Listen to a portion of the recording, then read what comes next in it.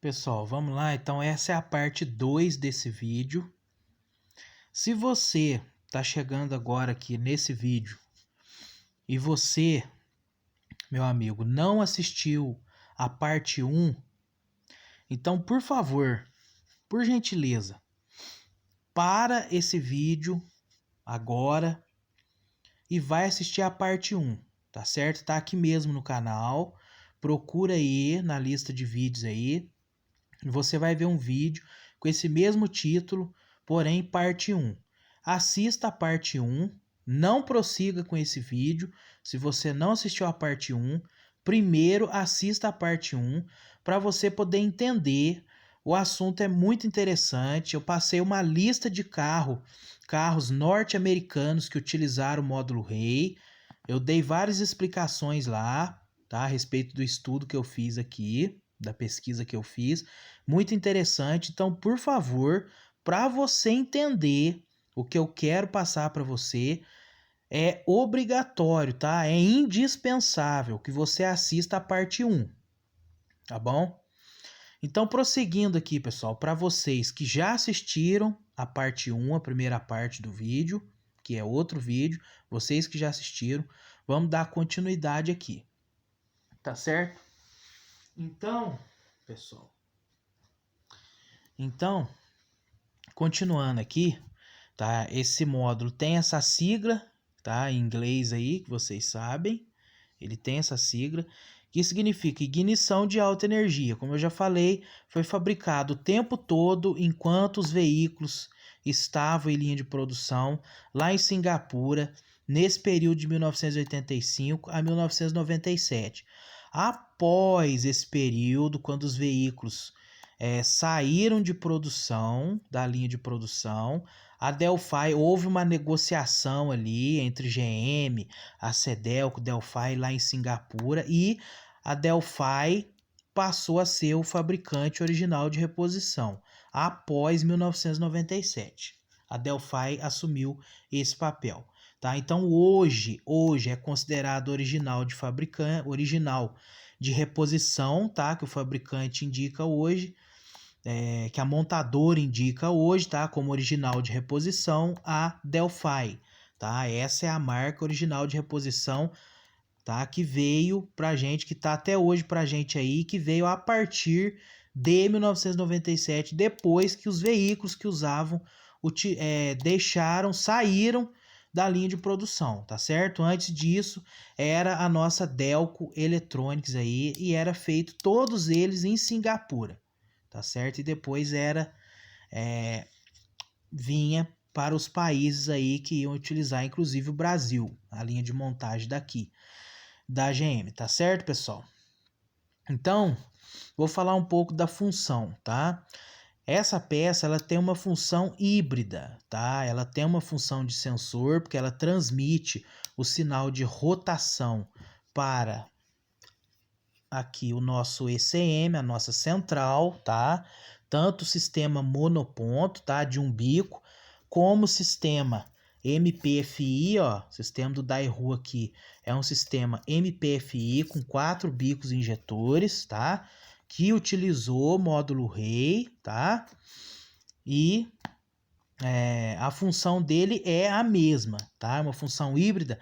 Ele transmite o sinal de rotação para a central de comando, para o ECM, tá? E ele recebe informações do ECM, tá? Informações corrigidas, porque aí o ECM faz cálculo, tá? Corrige, faz uma correção lá, faz uma programação de atuação e repassa essa programação aqui para o módulo Rei, e o módulo Rei faz o chaveamento, tá? Faz o acionamento aí da bobina de ignição, tá? Temos uma bobina de ignição aqui, original GM, em pleno funcionamento, tá? Então, tá aí, ó. Então, ele faz o chaveamento da bobina de ignição, acionamento da bobina de ignição, de acordo com os cálculos que a central programou e devolveu para ele. tá certo? Então, por isso que ele é considerado um sensor e também um atuador do sistema, portanto, um módulo, né? Uma peça híbrida, tá? Só o nome módulo já passa essa ideia de função aí, de ser uma peça com mais de uma função, não apenas uma peça simples, mas uma peça que tem uma função mais importante no sistema. Por isso mesmo que é chamado de módulo, é caracterizado como um módulo de ignição, não qualquer módulo. Por quê? Porque ele recebe o sinal da bobina impulsora, tá? Ele recebe o sinal analógico, tá? E ele codifica, ele comuta esse sinal para um formato digital, depois ele envia em forma digital, né? Ele transmuta para o formato digital, recebe analógico, tá? Transforma em digital e envia para a central, porque a central precisa receber um sinal já digitalizado. Então ele digitaliza o sinal analógico, envia para a central, tá? O sinal de rotação. A central faz o cálculo de acordo com todos os dados que ela tem de funcionamento do motor, sensores, sensor MAP, temperatura, carga do motor, todas as informações que a central recebe. Ela faz um cálculo, cruza dados com sinal de rotação digital que ele está enviando, ele pega analógico e envia digital. A central faz a programação de qual que é o melhor ângulo de avanço ali da centelha, da faísca ali, devolve para ele com já corrigido, né, com os cálculos efetuados, e daí para frente ele atua fazendo o acionamento da bobina de ignição na frequência que a central determinou para ele. Então ele é uma ponte essencial entre a central de comando, tá? E o motor, tá? O sistema de ignição do motor, a bobina de ignição aí para fazer a distribuição da alta energia, tá? Por isso que ele é chamado ignição de alta energia, tá? Ele, além dele proporcionar, dele fazer essa ponte da ignição, tá? De alta energia, ele tem a função dele aqui, ó. Ele tem a função dele de digitalizar o sinal e tem função de enviar e receber comandos, tá? Ele envia comandos, né, sinal para a central e recebe de volta, corrigido e faz atuação no sistema. Então é uma peça super essencial, tá?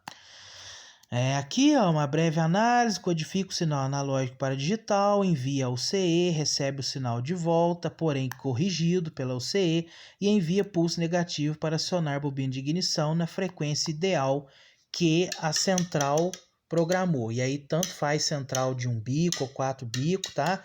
A central que você colocar ele para trabalhar, sendo compatível, tá? Ele vai trabalhar fazendo essa mesma função, tá certo? E aí, pessoal, já expliquei no primeiro vídeo que não tem como considerar essa peça aqui um erro de projeto. Não é um erro de projeto, tá? Isso eu acredito que esteja provado com esse vídeo, com as informações que eu já dei no primeiro vídeo, fazendo essa análise que eu estou fazendo juntamente com vocês, essa pesquisa técnica aqui, analisando as informações, usando a lógica, a nossa inteligência aqui, a gente chega nessa conclusão. Eu cheguei, acredito que vocês também chegaram na conclusão que não é um erro de projeto, tá? Agora que nós já chegamos nessa conclusão, surgem-se algumas perguntas, tá? Perguntas como, poxa, se não é um erro de projeto, então a gente já identificou que não é um erro de projeto, analisando todas essas informações que foi passado no primeiro vídeo, já descobrimos que não é um erro de projeto. Então agora, a gente se pergunta aí, né? Por que essa peça dá tanto problema? Por que essa peça queima, tem que ficar substituindo, tem que ficar tirando para fora do distribuidor, alguns casos aí, né? A gente tem esse paliativo de ter que retirar a peça, tem essa opção, às vezes ficar puxando aterramento extra. Por que essa peça é tão mal falada, né? Por que se não é um erro de projeto? Bom, pessoal, primeiramente, tá?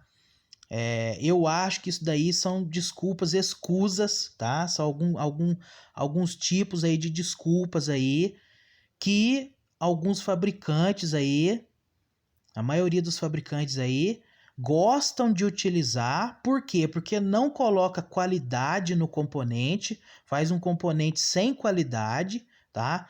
E aí usam isso como desculpa para o consumidor, de falar, mas é um sistema que não funcionou, um sistema que não funciona, por isso que não tem durabilidade. Então isso aí é desculpinha de fabricante que quer, né, tapear o consumidor aí, fica dando essa desculpa, tá? Isso aí é uma questão.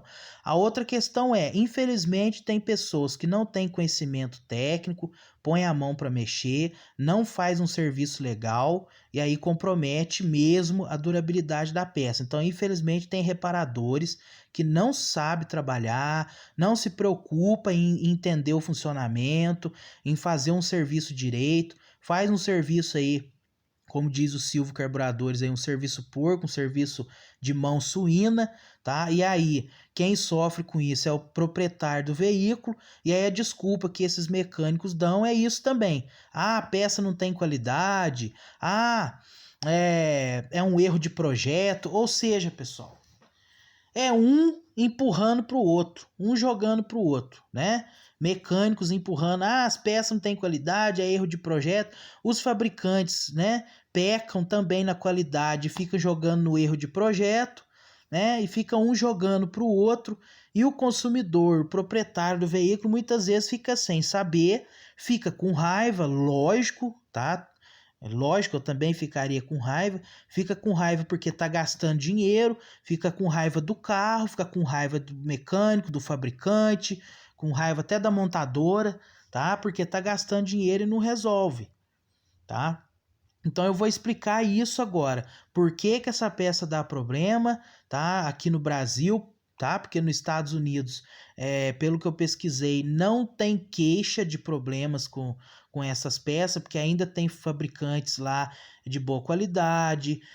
Além disso, os reparadores de lá, o pessoal é país de primeiro mundo, tá? Vamos falar a verdade. Então lá é muito bem colocado as coisas, o profissionalismo é outro, então é óbvio que isso vai diminuir o índice de problemas, tá? Então por que que aqui no Brasil a gente tem esse impasse aí de Monza, Cadete, Ipanema, Daewoo, Espero? Por que que esses carros aqui ficam sofrendo, pessoal? Por conta desses módulos aqui, tá? Vou entrar nesse assunto agora e vou explicar no meu ponto de vista, tá? No meu ponto de vista, por que que isso começou no Brasil e por que que isso acontece até hoje no Brasil e digo mais, acontece muito pior do que acontecia antes, tá? Para isso, eu quero entrar com vocês, quero pegar aqui, ó. Pessoal, seguinte, vamos lá.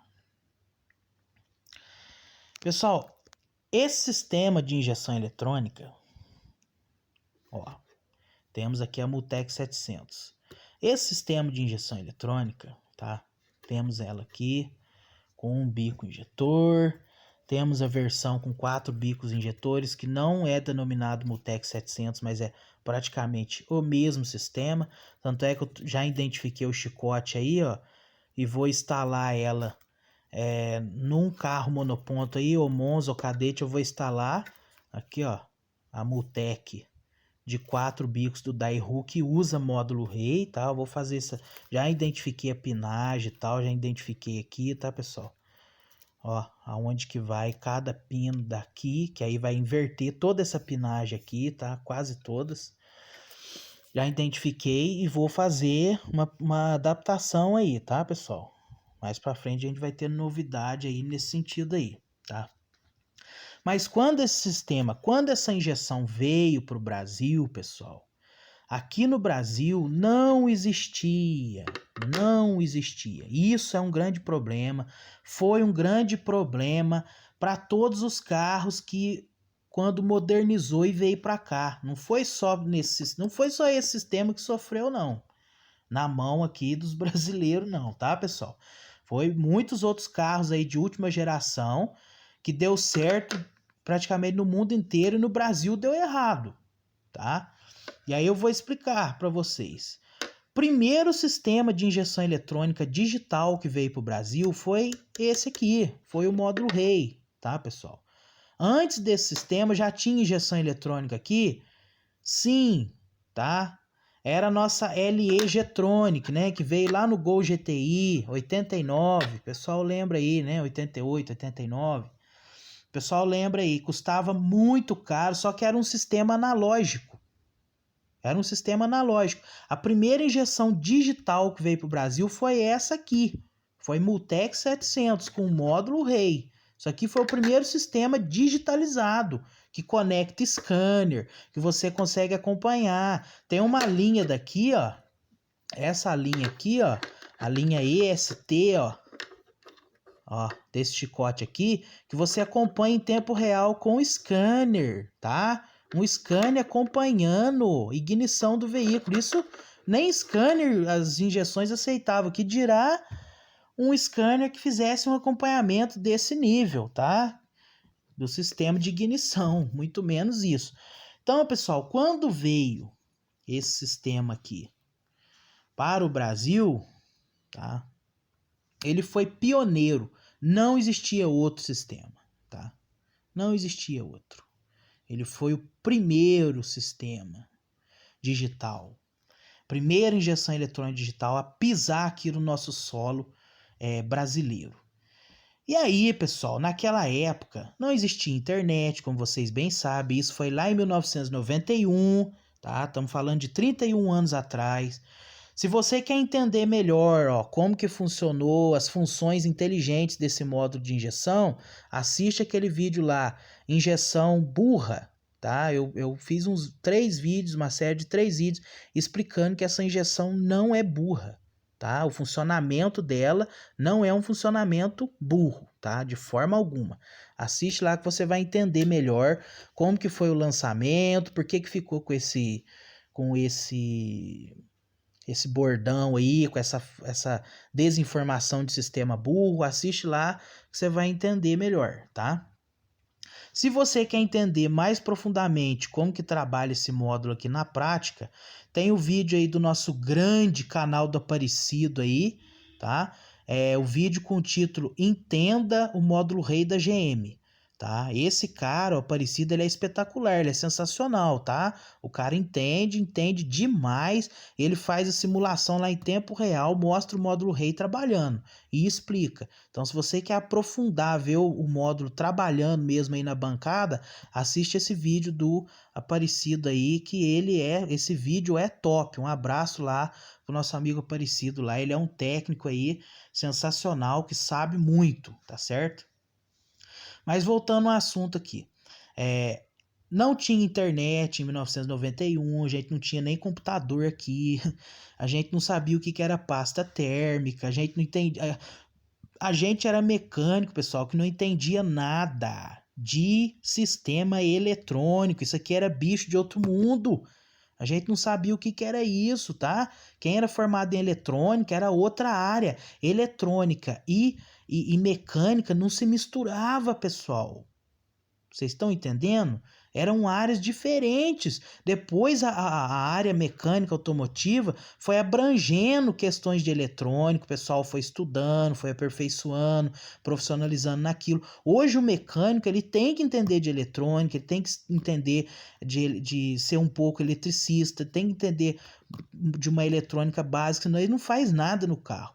Agora, naquela época, pessoal, era tudo mecânico, era carburador, o sistema de injeção estava chegando aqui. Então, o que acontece? O pessoal apanhava demais. Isso aqui era um bicho de 7 cabeças. Ninguém sabia como que isso trabalhava, como que isso funcionava. Então, primeiro, esse cenário que eu estou passando para vocês. Tá? A GM tinha informação? Tinha, pessoal. Só que para vocês terem ideia, o funcionário que vazava alguma informação da concessionária lá da montadora, que era as autorizadas, que tinha acesso, né?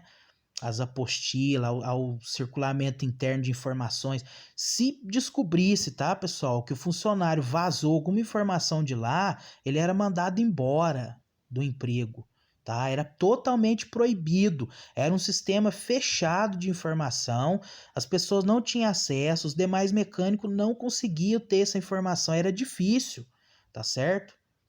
Então, naquela época onde escassez de informações sobre o produto, as dificuldades da própria época, um sistema novo, num país desse aqui de terceiro mundo, um sistema eletrônico que o mundo automotivo ainda não tinha absorvido coisas eletrônicas para o carro, aquilo lá era novidade aqui, tá? Chegou essa peça tão moderna para a época, chegou em solo brasileiro, tá? O que vocês acham que aconteceu, pessoal? Aconteceu o caos mesmo, tá? Como aconteceu com outros carros, tá? Como aconteceu com vários outros carros, com sistema evoluído, com alta tecnologia que chegou aqui e se ferrou no Brasil, tá? Os motivos são praticamente os mesmos, tá certo? Então, pessoal, o que acontece? Tinha problema lá, ó, alternador carregando acima de 14 volts e meio, acima de 14 volts, né? Alternador tava carregando lá, problema com o regulador de voltagem. Na época o pessoal não sabia, tá?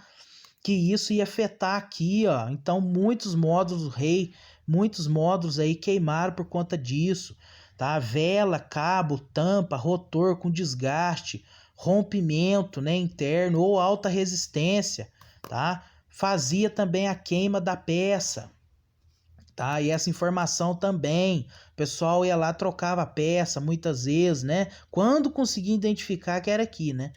Muitas vezes tinha que mandar para concessionária, tá? Porque scanner era outra coisa que a gente não conseguia ter acesso, tá? No começo era só as montadoras que tinham. Então esses problemas aconteciam, ó, o pessoal fazia chupeta, ó. Hoje a gente sabe, ó, vai fazer chupeta num carro, na bateria, chupeta na bateria, em carros que utilizam isso aqui, é questão de colocar o cabo ali, o carro pegou, já tem que tirar na hora, pessoal. Hoje a gente sabe disso, mas na época a gente não sabia, a gente deixava lá, deixa dar uma carguinha na bateria sua aí. E é o que acontecia, ou na mesma hora, ou dias depois, módulo rei queimava, tá, pessoal? Não se pode fazer, por quê? Porque se aumentar, por que queima quando aumenta? Aumenta aqui, ó. Você tá com duas baterias, vai aumentar a voltagem. Ou o alternador carregando acima de 14 volts, vai aumentar a voltagem. Por que o módulo queima? Ele queima, pessoal, porque essa parte dele aqui, ó, esquenta demais, ó. É a parte que vai fazer o chaveamento da bobina de ignição. Essa parte aqui, pessoal, passou de 14 volts, ele dá superaquecimento. Tá? Ele queima por superaquecimento, não por causa do aquecimento do motor, tá? O aquecimento do motor, normal do motor, 100 graus de temperatura de trabalho do motor, não queima essa peça não, tá? Pelo menos a original, que tinha qualidade. Não queimava não. Essa peça foi feita para aguentar o tranco da temperatura, pessoal. Isso aqui é engenharia, é projeto, é estudo, foi testado, não foi uma coisa mal feita. Foi feito para estar lá, para aguentar o chumbo mesmo, tá, pessoal? Só que passou de 14 volts, aí ele não foi feito para aguentar. Aí ele dá alta temperatura nessa parte aqui, ó. Pode ver que tem até um sinal, ó, de temperatura mais alta aqui, tá? Aqui, ó. Onde ele esquenta é aqui. Ele dá mais de 14 volts e meio aqui, ó. Ele esquenta aqui e queima, tá, pessoal? A gente não sabia disso também. Então o cara tava lá, nossa, meu alternador tá carregando 15 volts, tá ótimo. Deixa desse jeito, tá? E aí o que acontecia? Os módulos rei começavam a sofrer falta de negativo, aterramento nos parafusos. Pessoal, da onde que o módulo rei vai tirar negativo para fazer o aterramento da bobina de ignição? Tá? Vai tirar do terra, do negativo, tá? Que vem da bateria, do terra de potência que vem da bateria e espalha para o veículo. Esse terra entra, pessoal, pelos parafusos, ó. Nesse parafuso aqui, nos módulos rei paralelo, não entra nada. Tá? No original entra nos dois. Nesse que é original GM, entra negativo nos dois. Nos módulos de hoje em dia só entra aqui, tá? O principal é aqui, ó, tá? Então vai entrar negativo, ó, para ele ter negativo para fazer o chaveamento da bobina. E esse negativo também, ele é enviado aqui pelo pino G lá para a central medir, tá? Medir a eficiência desse negativo, tá?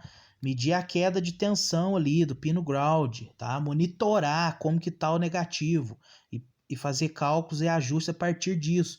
Então falta envio de negativo aqui para a central, pessoal, ela dá um bug lá que dispara o bico injetor, dá um excesso violento, tá? A gente não sabia disso, tá? Não sabia que dependia desse negativo para chavear, tinha que ter um conhecimento básico em eletrônica, coisa que o pessoal não tinha. O pessoal entendia de desmontar motor, tirar comando, tirar cabeçote, era isso. Entendia de regulagem, pessoal, era tudo carburador, isso aqui era novidade na época. Então surgia esses problemas, tá? E a gente não sabia como lidar com isso aqui. E tudo isso ia ferrando com o módulo. E aí foi criando uma má fama do negócio. Vocês entenderam? Como outros carros, outros sensores e outros carros aí, tá? Também criaram má fama porque o pessoal não sabia trabalhar. Não tinha especialização na coisa. Certo? Falta o excesso de pasta térmica. Pessoal, quando a gente tomou conhecimento que isso aqui, do que era pasta térmica e que precisava colocar aqui, sabe o que começou? Começaram a besuntar isso aqui de pasta térmica, pessoal. E na verdade é só assim, ó. É um pouquinho assim de pasta aqui e aqui vai um pouquinho mais aqui, porque é onde esquenta mais. Acabou. Tá, pessoal? É pouquíssima coisa, pasta de qualidade. Agora, os próprios fabricantes desse módulo hoje em dia mandam tanto assim de pasta, ó, que dá para você usar em 10 vezes, em 10 módulos. Mandam tanto assim de pasta. E aí, o que o pessoal começou a fazer na época? Besuntar tudo isso aqui de pasta, tá, pessoal? Tinha gente que punha pasta térmica até aqui e aqui, ó. Porque o pessoal não sabia como que usava isso. Vocês entenderam? E aí o que acontecia, pessoal? Excesso de pasta isolava os parafusos. O módulo ficava sem negativo. O carro ficava morrendo. O mecânico ficava lá, é o módulo. E ficava trocando de módulo, pessoal. E aí foi difamando a peça. Uma peça de última geração na época. Por estar num país que não sabia usar, não estava preparado para o negócio, começaram a difamar a peça e começaram a ter problema com a peça por falta de conhecimento disso que eu estou passando para vocês. Ele foi feito, pessoal, para aguentar 100 graus de temperatura. Aí tinha problema de temperatura no carro, do sistema de arrefecimento, né? Ficava lá subindo para 110, 120 graus. Aí, pessoal, realmente ele não aguentava a temperatura do motor, queimava. Problemas de arrefecimento que eleva a temperatura do motor. Então tá aí as causas de queima de módulo rei. Vocês estão vendo aí, ó. Anota aí, faz o print aí e guarda. Módulo rei queimou, pode averiguar tudo isso aí. Tá? Só que era coisa que a gente não sabia na época. E aí o que acontece?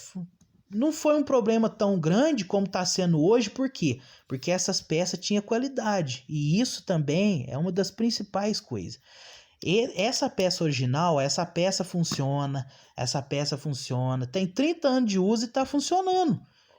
Hoje em dia você vai lá comprar um módulo rei lá na loja de autopeça, ele já vende lá com problema. O carro já começa a cortar a ignição, você tem que ir lá devolver, põe outro, não funciona, põe outro. Tá, a gente tá com um problema hoje, o grande problema hoje, que a gente já sabe de tudo isso aqui, ó.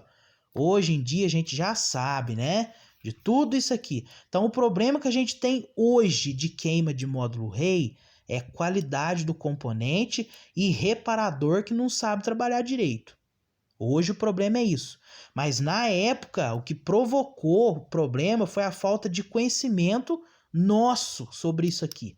E não sobre isso aqui, sobre qualquer coisa que era novidade na época, que era eletrônico, que era injeção, era uma falta de conhecimento danado, pessoal. A gente fazia, desculpa o termo, a gente fazia cagada mesmo, tá? Por não conhecer e não ter como, não ter da onde tirar informação. Agora, hoje em dia, não. Hoje em dia a gente tem informação, mas não tem o quê? Não tem qualidade. Os módulos rei hoje em dia não aguentam a voltagem de 14 volts. tá? Como os original aguenta. Os módulos Rei de hoje em dia não aguentam temperatura de 100 graus do motor. Esse aqui original, pessoal, GM, feito lá em Singapura, esse aqui aguenta 100 graus do motor sossegado, aguenta 14 volts, tá? Muitos desse aqui que eu pego estão trabalhando até sem pasta térmica e não queima. Que a qualidade, pessoal, é outra. A qualidade é muito superior. Tá certo, pessoal? Então as causas são essa. O que aconteceu foi isso. A explicação que eu tenho para passar para vocês é essa, tá? Espero que vocês tenham entendido, tenham gostado do vídeo, tá bom, pessoal? Então, os fabricantes de módulo Rei hoje, por favor, vamos melhorar a qualidade. Porque hoje o problema é a qualidade. Se a gente tivesse essa qualidade aqui que a gente tem hoje, e o conhecimento que a gente tem hoje, se a gente tivesse essa qualidade aqui de antigamente, ó, essa qualidade de módulo, tá?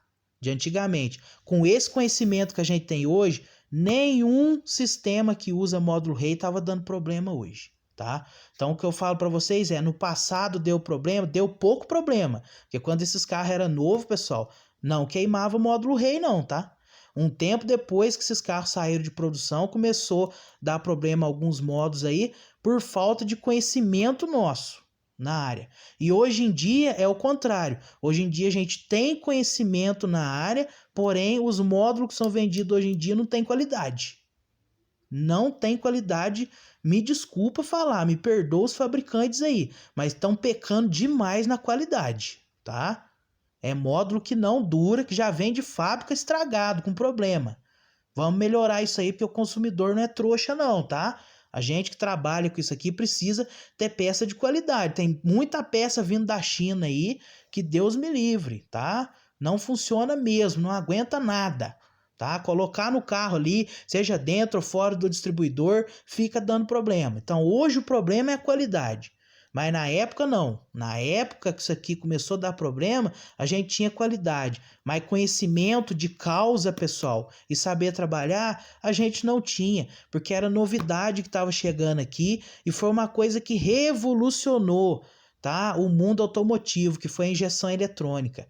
Tá? Teve muita gente que não deu conta de acompanhar, deixou de ser mecânico, alguns não. Houve até uma divisão. Não, aqui trabalha com injeção